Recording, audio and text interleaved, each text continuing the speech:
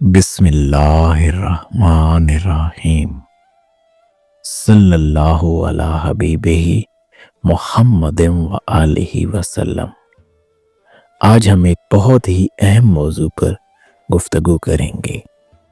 اکثر راہ حق کی متلاشی یعنی کہ اللہ سبحانہ تعالیٰ کی قربت کی جستجو رکھنے والے لوگ اسی جستجو میں رہتے ہیں کہ ان کو راستہ ملے اور وہ راہ حق کے سفر پر گامزن ہو جائیں۔ دراصل وہ صوفی بننا چاہتے ہیں، یعنی کہ اپنی صفائی کر کے اللہ سبحانہ تعالیٰ کی قربت کو پانا چاہتے ہیں۔ تو آج ہم آپ کو بتائیں گے کہ صوفی کون ہوتا ہے اور صوفی بننے کی کیسے نیت کی جائے، آغاز کیسے ہوتا ہے صوفی بننے کا۔ انشاءاللہ تعالیٰ العزیز اگر آپ ہمارے ساتھ جڑے رہیں گے تو یہ فقط ایک چینل نہیں، آپ کو باقاعدہ پوری راہ سمجھائی جائے گی۔ عمل آپ نے خود کرنا ہے۔ انشاءاللہ تعالیٰ العزیز ہم آپ کو قرآن اور حضور جان عالم صلی اللہ علیہ وآلہ وسلم کے فرمانوں سے اور اللہ کے حبیب نبی کریم صلی اللہ علیہ وآلہ وسلم کے جو پیارے، بہت پیارے، جو ایسے لوگ جنہوں نے باقاعدہ اس سفر کو طے کیا، انہی کی تعلیمات سے آپ کو گائیڈ کیا جائے گا۔ انشاءاللہ میں ایک گروپ کا لنک بھی آپ کو کمنٹ سیکشن میں بھی دے دوں گا اور ڈسکرپشن میں بھی مل جائے گا، جس کو آپ جوائن کر لیجئے یا ہمارے اس چینل کو سبسکرائب کر لیجئے۔ انشاءاللہ تعالیٰ العزیز آپ کو تمام معاملات انشاءاللہ اللہ پاک کی توفیق سے ضرور ملیں گے۔ تو اب ہم باقاعدہ اس ویڈیو کا آغاز کرتے ہیں اور سمجھتے ہیں کہ یہ راستہ کیسے شروع کیا جاتا ہے۔ تو میں ایک بہت خوبصورت شعر سے اس ویڈیو کا آغاز کروں گا۔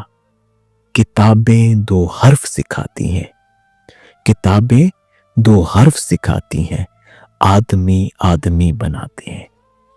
یہ علم انسان کتابوں سے لے تو سکتا ہے، لیکن اس علم پر عمل کے لیے، اس علم کی حقیقی انڈرسٹینڈنگ کے لیے آپ کو ایسے لوگوں کے ساتھ، ایسے لوگوں کی صحبت میں آنا ضروری ہوتا ہے جن کے نور سے آپ کا یہ سفر طے ہو۔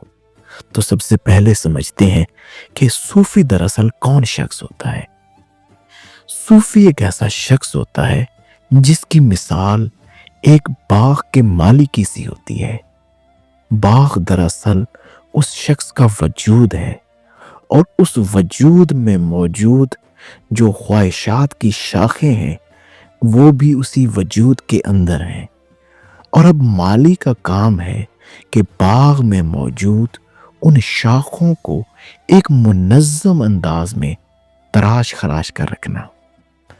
اور اگر مالی خوبصورت انداز میں ان شاخوں کی تراش خراش کرتا ہے تو باغ بھی خوبصورت لگتا ہے، پھلتا پھولتا ہے، شاندار انداز میں ہوتا ہے، اور اس باغ کے پھر پودوں پر پھل بھی لگتے ہیں۔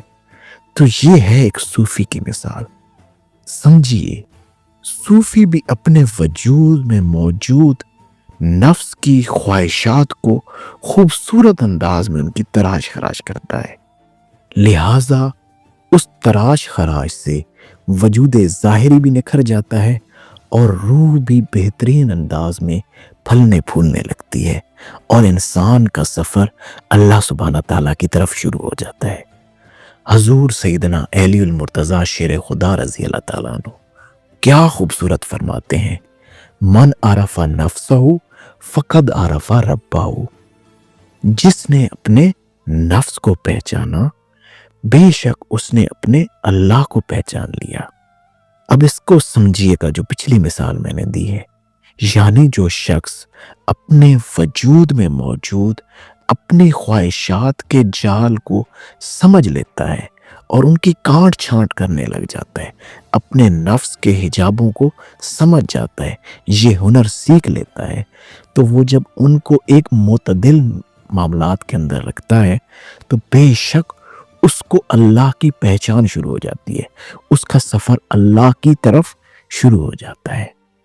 دیکھیے، اگر ہم میں سے کوئی بھی شخص صوفی بننا چاہتا ہے تو یہ فقط ایک نیت سے صوفی بن سکتا ہے۔